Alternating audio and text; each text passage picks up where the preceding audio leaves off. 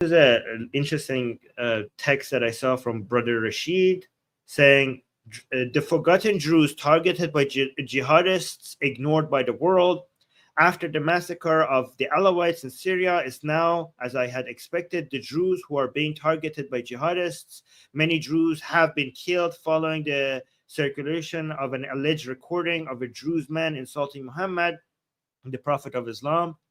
Islamist, I'm glad you mentioned who Muhammad is. Islamist militants seized on it as an excuse to hunt down and kill members of the Druze community.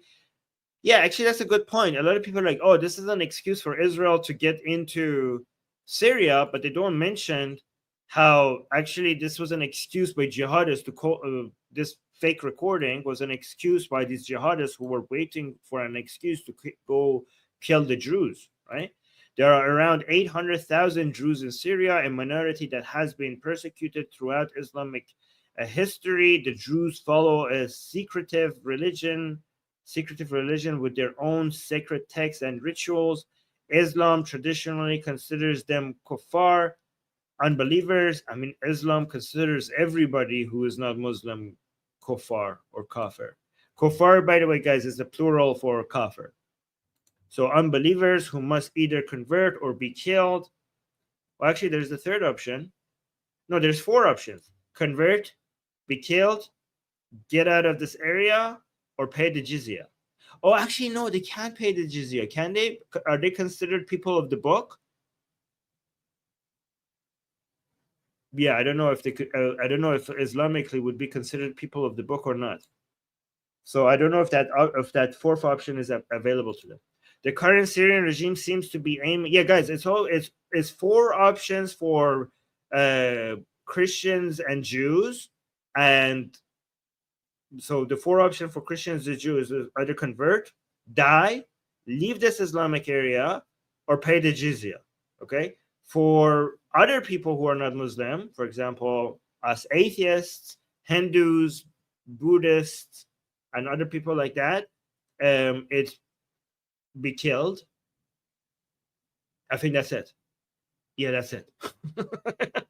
So, yes, I think it's one option. I don't think there's an option two. Yeah. So I don't know what the Druze would be categorized under. Right. So let's continue. In contrast, Israel is working to protect the Druze. Around 150,000 Druze live in Israel, and about 80% of Druze men serve in the IDF. Whoa! 80% of Druze men serve in the IDF? I did not know that. That's impressive. No wonder why you have a strong bond. Okay, they are deeply loyal to the state and are proud to defend it with their lives. Naturally, they do not want to see their Druze brothers in Syria massacred. Yet, unsurprisingly, the global response is silence. The left doesn't care about the Druze. University campuses don't care. Arab governments don't care. Al Jazeera doesn't care. Qatar, in fact, appears to want them erased. Really? There are no protests for the Druze, no action from international courts, no cries of ethnic cleansing, because evidently these things only matter when Israel is the accused. That's very well said. By the way, epic beards these people have. Impressive beards. They look at them as traitors. No, yeah, a lot of people in the chat are saying no Druze, no news. All right, let's look at the next one.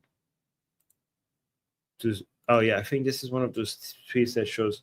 So this guy named Kosher, wow, amazing name. Kosher is saying, horrifying. Here they are setting light to the Jews' flag, jumping, dancing, and screaming Allah Akbar. The Jews community must be protected. I mean, look, like this shows like a serious. I mean, I would be worried for Jews in Syria if these are the people who have taken over now. I mean, it doesn't seem like an excuse. This seems like a real threat. Look at Wesha. So they're setting fire on the Druze flag, and what were they shouting again? Hold on.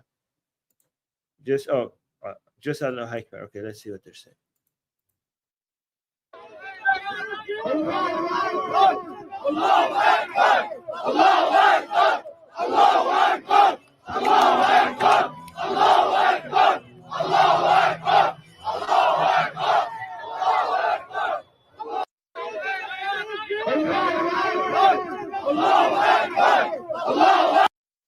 Yeah, okay, enough of that. Let me see. There's somebody. Okay, we got a super chat. Torah is saying you should really contact Mansour Ashkan. He is the man to talk to about this. He would really appreciate it.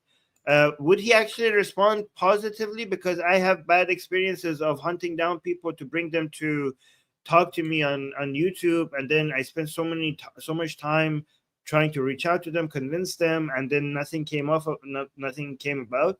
Like, would this be somebody that would be easy to convince to come on the show? If so, by the way, thank you so much for the super chat, Torah. But I'm not saying any Mansour Ashkan. You mean Mansour Ashkar or Ashkan? I will look into this. Okay, let me add this to my to-do list. Ashkar. Okay, it's Ashkar. But can you guys reach out to him and see if he would be interested before I contact him? Because I'm worried that I'm going to be chasing something and then nothing will come off of it. But I will look into it.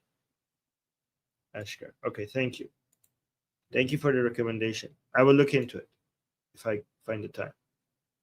All right, let's go to this next one. Saying the Jews are a minority. So, by the way, this is Dr. Reda Mansour saying the Jews are a minority in the Middle East, which is full of extremism and religious fundamentalism. That is why Israel needs to support minorities like Druze, Kurds, Ismailis, Christians, Yazidi, Alawites, and more.